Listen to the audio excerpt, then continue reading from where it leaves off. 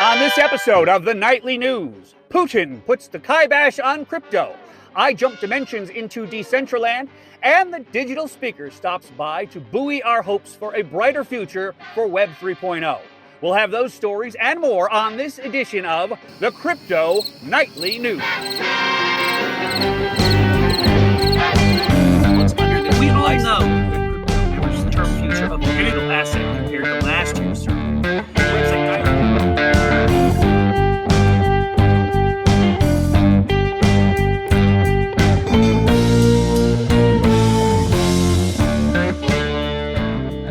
Welcome to the Crypto Nightly News with Chris Jeremy.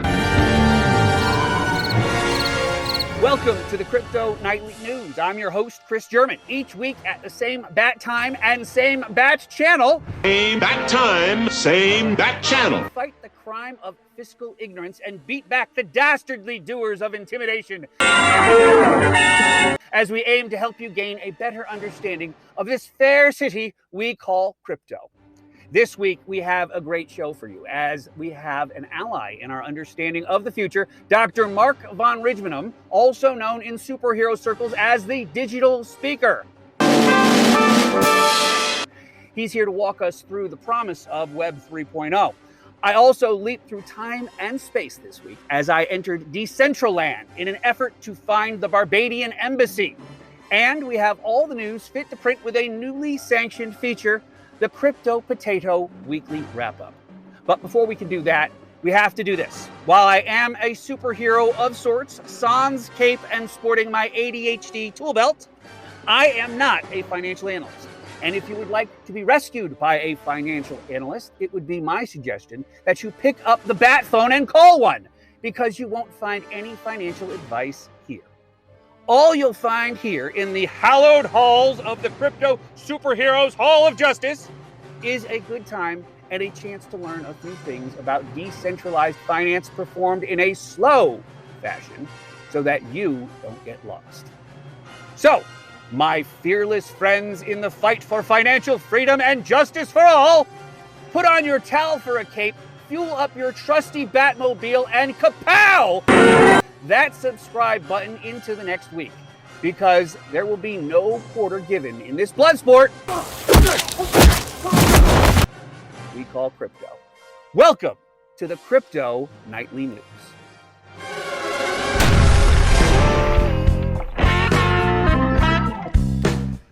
Markets were mixed since last time we talked. Winners and losers were split across the top 30 coins, with Bitcoin and ETH rallying to end the week.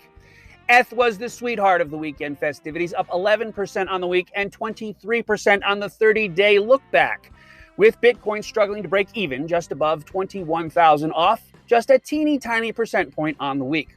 Other notables included BNB, XRP, Solana, Avalanche, Polygon, Uniswap, and Monero, all winners on the week, posting green digits across the board, with all the rest posting red ones for weekly or monthly losses. 7 of the top 10 NFT collections, according to Crypto Slam, saw an increase in their sales volume for the week. CryptoPunks led the way, topping the list with a 440% increase in sales volume, and Meebits put in a yeoman's effort with over 375% in sales increases for the week, tagging in the 8th spot on the list. Bored Dangerous checked into the 7th spot with 2.5 million in sales, with Goblin Town posting 198% increase in sales for the 9th spot with 2.2 million in sales. Now it's time for the Crypto Potato Wrap-Up, brought to you by our good friends at CryptoPotato.com.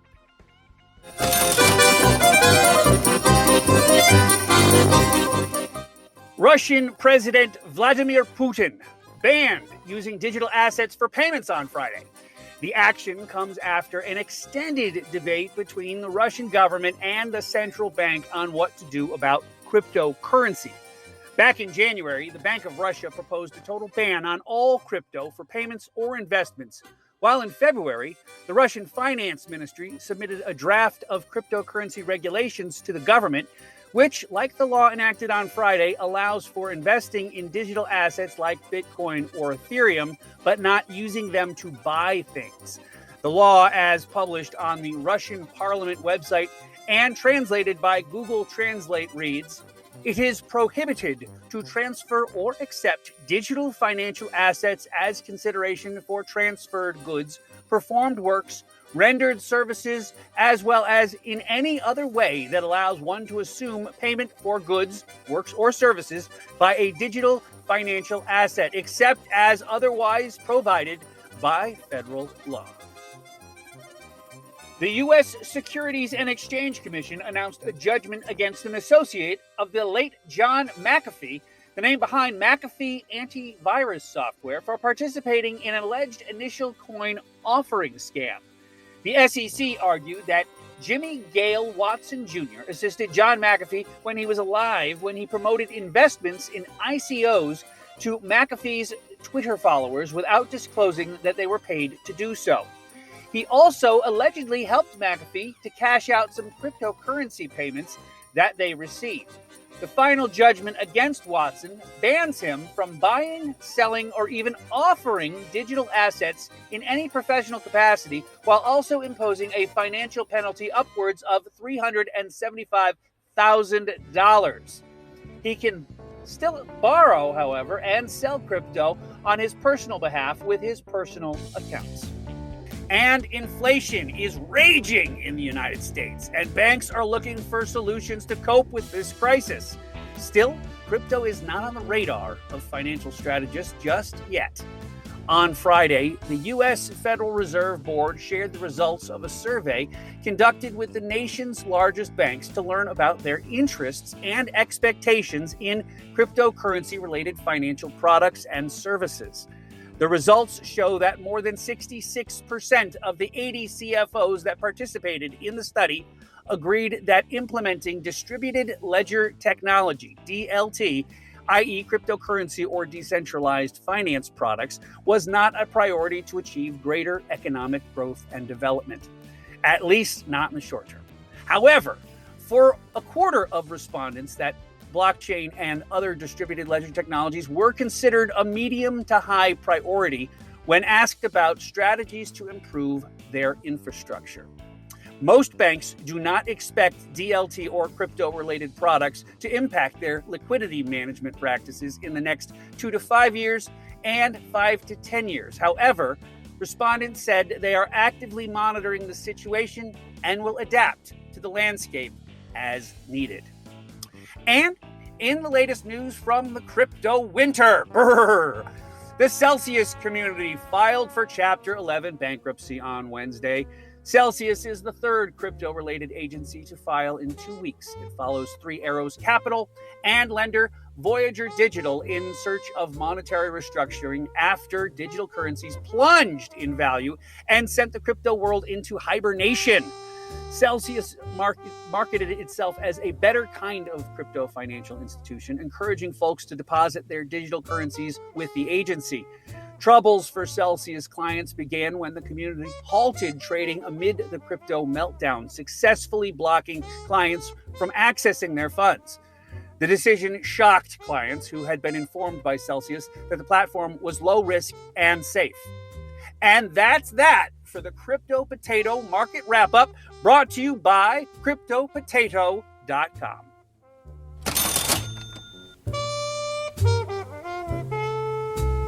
I'm a single mom of 3.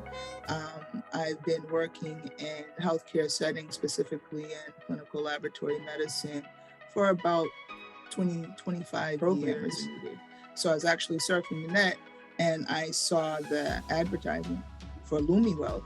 And I said, And lastly, would you recommend Lumiwealth's classes to someone else? I definitely would. I actually have.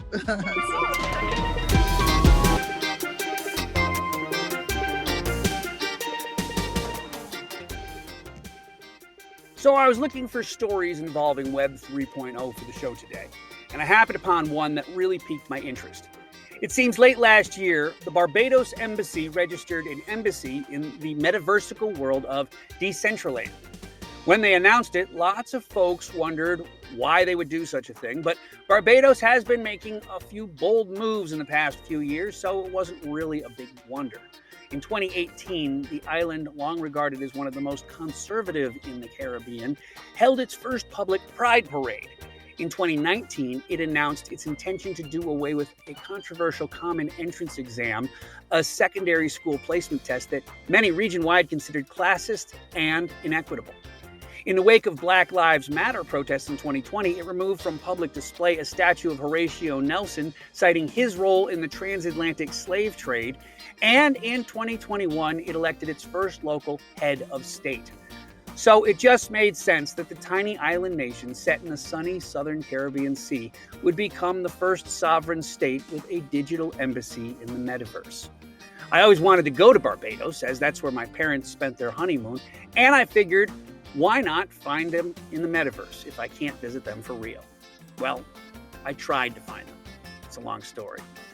I started by trying to link my wallet to Decentraland. Far from beckoning your tired, poor, and huddled masses, this virtual nation state is all about the Benjamins. Not really. The currency of the state is Ethereum mana, and I managed to find out how to buy about 8 of them so I could start to play. Turns out I needed 100 to register my name, so that was a non-starter. Apparently, there are these things called gas fees that are required to write my name into the blockchain. It's the same kind of deal with the NFT world. These fees change by the minute, and it's supposedly connected to the energy usage that is required to process the transactions on the blockchain. I waited 5 minutes, and it went down from 4 and change to a little less than $2. But because I didn't have 100 mana in my wallet, they nixed me on creating a name. It wasn't clear that they would charge me 100 manas to create the name, and I have no idea why they kept telling me about the gas fees, but this led to another issue. My wallet. I spent 2 hours on a chat with tech support with Coinbase. I had trouble connecting my Coinbase app to my wallet app. They are different apps, and from what I can tell, they don't play well together at all. And quite frankly, the tech support wasn't great. Oh well, it's for science anyway, so why not do what I can while I'm wasting my time? Let's design an avatar. It's free. I started by trying to create an avatar that looked like me. No, not that. Not that. Oh well, none of these are right. My web connection's too slow to let this thing work, so maybe I'll just try and get my wallet connected. 2 hours later, still not connected, and the tech guy was starting to get kind of testy with me. After a half hour of no response, I was told that the agent that was helping me left the conversation and a new guy took over. Oh, God. Well, meanwhile, back in Decentraland, oh yeah, here I managed to get that loaded, and I downloaded it to my hard drive. I was allowed to start wandering around. I was given all the basics by a nifty little bubble that taught me how to walk around and jump and talk, and I realized there was no guide to what I was looking at. I was just all a bunch of random places. So I went to my trusty Google and I looked for the Barbados Embassy in Decentraland. Long story short, I know, too late, I realized that while it should have been there in January, completely fleshed out by now, it wasn't. It wasn't unclear if it was ever there, except I did find a very nonplussed tweet about how it was completely unimpressive if and when it was actually there. I even went so far as to add to the Twitterverse and asked Decentraland directly where it went. I am thinking, like so many things that blow up to nothing, the Barbados Embassy in Decentraland is just another letdown from Web 3.0. Maybe our next guest can ease my pain about the Barbadian Embassy.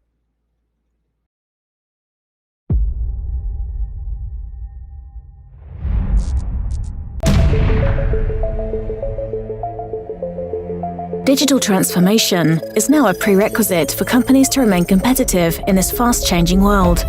Digitalization can be a catalyst to become and remain successful. In this data-driven world, organizations should not only do digital, but they should be digital. The Digital Speaker is there to help you become digital. This is the Digital Speaker who we have right here, and Mark von Rijmenam is a dear friend of the program. We've interviewed him before, and quite frankly, there's nobody that can inspire anybody better about the future that's coming for this Web 3.0 world, this metaverse, all these wonderful things that are happening. Mark is squarely set in the middle of all this stuff, and he is the one who is going to lighten my mood, because if you saw the last piece, which you probably did if you made it to this piece, I had a horrible time with Web 3.0 yesterday. So Mark, tell me where I went wrong. Inspire me, sir. I need your help. Well, thanks for having me, Chris. It's great to be back on the show. And well, of course, Web3 is the future, but there's still a lot of work to be done. I think it's one of the challenges that you faced is that it's still very early days, and that's often forgotten. People think that Web3 is here and that the entire metaverse will run on Web3 technology, which is of course not the case, because it is very early days and people are still building the technology that should decentralize the internet. So the fact that you had a horrible experience is just the fact that it is early days, and the UX and UI of these things are still quite challenging. If you look at it from a DeFi protocol or wallets or whatsoever, yes, it's getting much better already, but still it is quite challenging. So there's nothing wrong with that. It's just a matter of more development required, and we'll get there at some point. Well, and you think about it, Web 1.0 was a little wonky at first. Everybody remembers that churning of the AOL and, how hard it was to get things uploaded and all that kinds of good stuff. And then Web 2.0 came about, and first early days, I think healthcare.gov was one of the best experiences of how Web 2.0 was a little wonky in itself. And so I guess I'm being a little bit maybe gun shy indicting Web 3.0 all this early in the game, because it is a little wonky if you go on there. It doesn't look as polished as you think it would look, but it's a work in progress, right? Well, absolutely.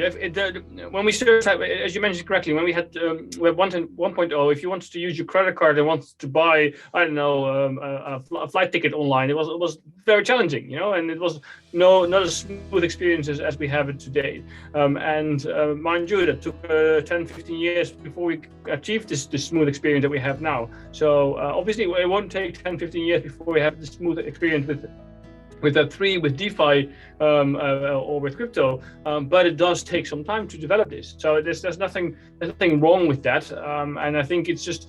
But there's also one thing that I think we should be wary about, is that if you remember Web 1.0, as we discussed, it was challenging, but at least you owned your own data. You ran your own servers, you ran your own website, because there was no AWS, there was no Microsoft Cloud or Google Cloud where you could easily spin up a server and host it.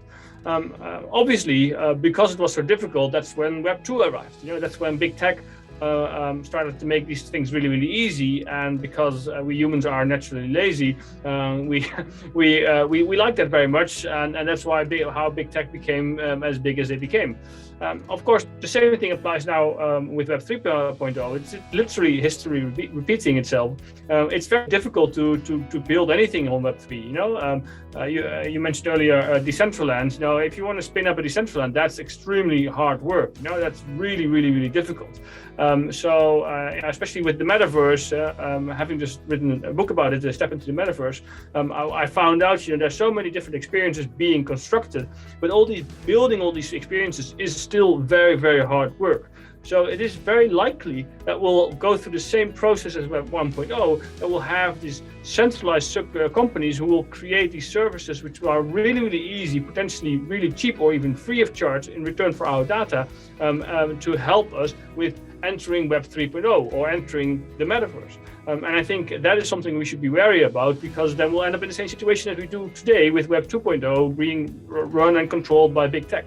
So I think there's a lot of work for it to be done, but there's also a lot of education to be done from our end to understand how this really works. And let's not be too hard on ourselves or too hard on those companies who are building Web3, because it is difficult technology. It is being developed, and we should go through that process to avoid that we end up in a worse situation than we have with Web 2.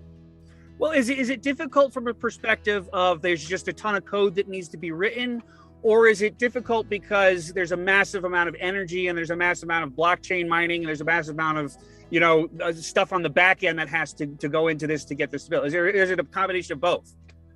I think it's a combination of both. Yes, from a front-end perspective, I think Ryan Gill said that the next version of the internet will be developed by game designers. And we need game engines for that. So Unity, Unreal Engine, these are all they're beautiful technologies. They have become a lot better in recent years to use, but they're still very, very difficult to work with. It's not as easy as spinning up a WordPress website.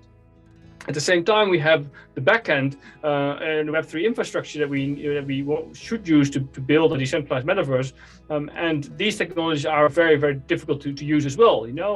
Yes, Ethereum. I think there are not that many Ethereum developers in the world. And let alone for any of the other blockchain developers in the world compared to other developers that we have. And I think that's something that we should be aware of as well. And yes, there's a lot of energy consumption at the moment in terms of Web3, especially Bitcoin, of course, with Ethereum. But Ethereum is switching to proof of stake. The other blockchains some of them are already on proof of stake or other consensus mechanisms. So you see already that also there is work being done so that we move to an area where there's not the energy consumption is not such a big problem as it is today.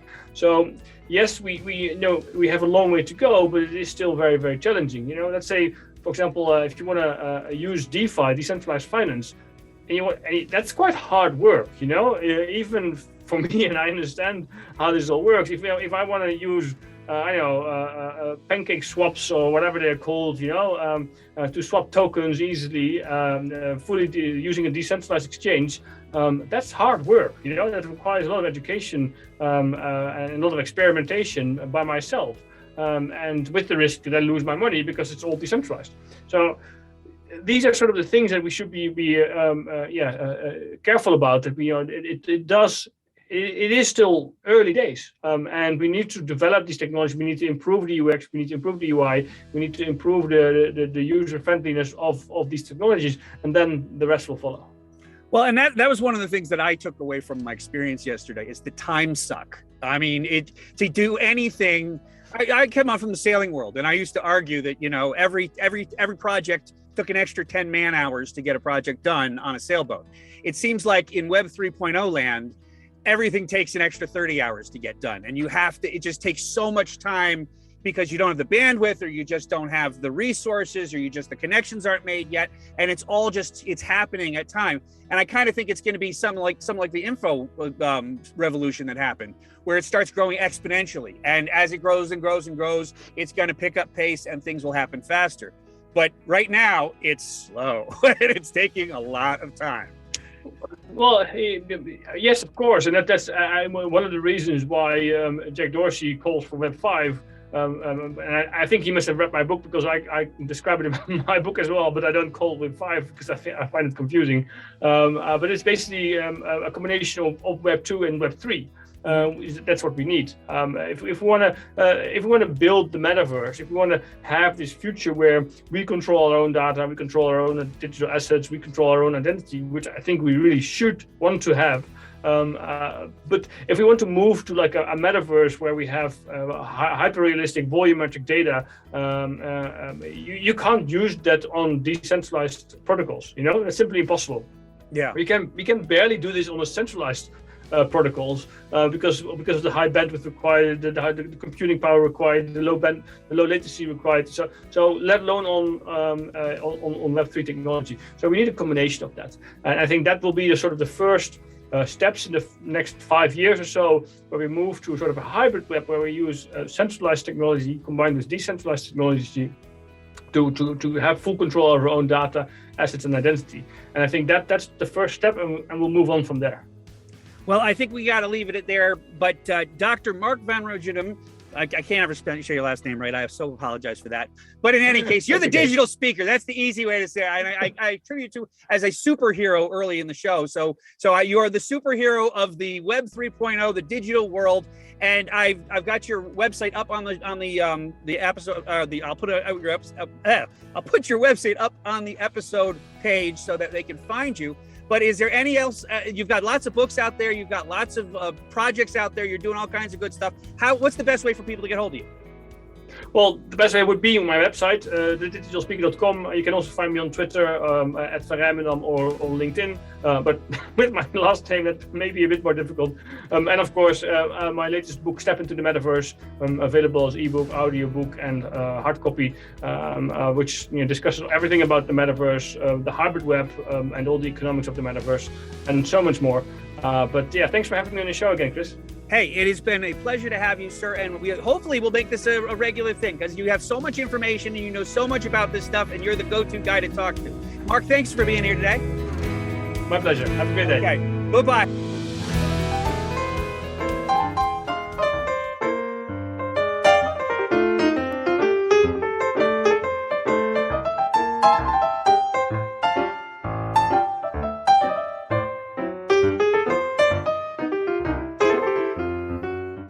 And now for our final story this week. I got a chance to speak to several reporters from around the world. There was a woman from India, a man from Ireland, another woman from Africa, and several others. And they all want to help build this show into something of note. And they're going to start contributing stories to this show because, after all, you don't want to see my ugly mug every week, do you? I also reached out to a couple of streaming news services to talk about bringing this show to a network. And I enrolled in a couple of classes at Lumiwealth. The classes are crypto trading using algorithms and winning at Python. Now, if you don't know, I'm not the most tech-savvy guy in the world, and I have never coded in Python before in my life. But Lumiwealth CEO Robert Grzic tells me that even I can do it. I'm taking an 8-week course that's starting on July 27th that I can take virtually from my home computer. I think there may be a few seats left if you act fast, but if you miss this one, they're offering an early bird discount on the course beginning on October 12th of this year. You can save 20% by using coupon code LABCTO exclamation point. The special ends on September 5th, 2022. In this course, I'll be taught to code, and I'll also learn how to trade using bots and the algorithms I create. They also have a huge library of bots that have already been written. And if you're good at this stuff, very likely something I will never be, you can use that code and the experts at Lumiwealth to make your investment strategy even more profitable. And the best part is, if you want a refresher after you're done with the class, you can go back anytime you want for the rest of your life. My wife is way better at this stuff than I am, so it is my hope that she will pick up on this too. But for the first time in my life, I am going to learn how to start trading crypto and traditional stocks like a pro. It's pretty exciting stuff, don't you think? When I'm done, it is my hope that I'm a better journalist covering Planet Crypto, and that I have a sideline income that will afford me a certain amount of peace and prosperity if this whole journalism thing doesn't work out. And all these journalists from around the world will be joining me as we create the best damn crypto news show on the planet and take this show to radio, TV, and of course to a podcasting platform near you so that we can help you become a better investor, or better still, maybe help you past some of that intimidation you have felt when it comes to crypto and finance. I certainly have felt a little intimidated about it in the past too. So I know where you're coming from if you do find this stuff a little highbrowed. But I have ADHD, and I'm embarking on a whole new career as a journalist covering crypto from around the world. If Lumiwealth can help me do it, they can help you too. Go to lumiwealth.com and make sure you tell them that you heard it here. You can use code CNN15 to get 15% off when you do sign up. That's lumiwealth.com. Take charge of your financial future today and sign up. You'll thank yourself for it. Thanks for watching, and I'll see you in class.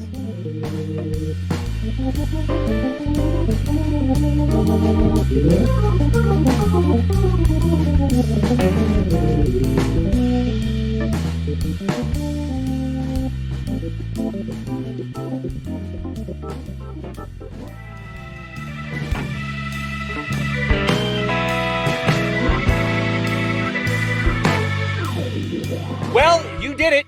You made it through another fun-filled adventure into Cryptoland USA, and I hope you will try your hand at playing in Web 3.0 and tell me about it on my Facebook, Twitter, and Instagram feeds at thatsailingguy. We'll be launching a new website soon, the cryptonightlynews.com, and we'll have a whole team of new friends to play with next week if all things work out. So tune in and be sure to subscribe for a reminder. Be well and trade safely, my friends. We'll see you next time on the Crypto Nightly News. I'm your host, Chris German. Thanks for watching. Bye-bye.